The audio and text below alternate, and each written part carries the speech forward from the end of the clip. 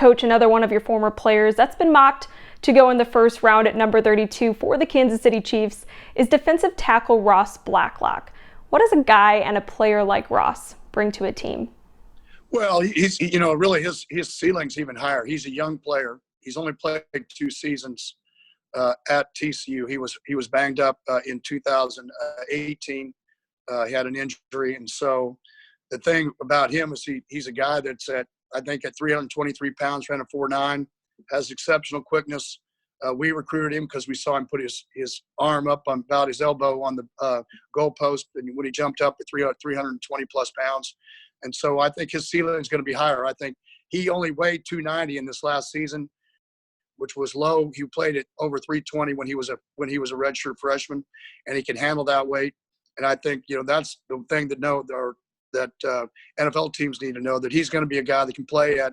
I think he's back up to 305, 310, 310, where he's going to have an opportunity to be that 320-pound guy that they're looking for, to 330 pounds, and be able to move. And when you get a guy like that, he's a lot to handle. And Ross is a guy that, again, like I said, I think his ceiling's very high. You've had some good D tackles at Kansas City. I think, the biggest thing is that you have to have a run stopper, but the more that a run stopper can also be a pass rusher, the better his stock goes up. And Ross has that ability and runs well enough to be able to beat people one-on-one. Now, obviously, there's going to be a learning curve at the NFL level because those guys are all good at what they do on the offensive side of the ball. But he's a guy that's, again, because of our defense, and this is just what NFL guys tell me when they come through.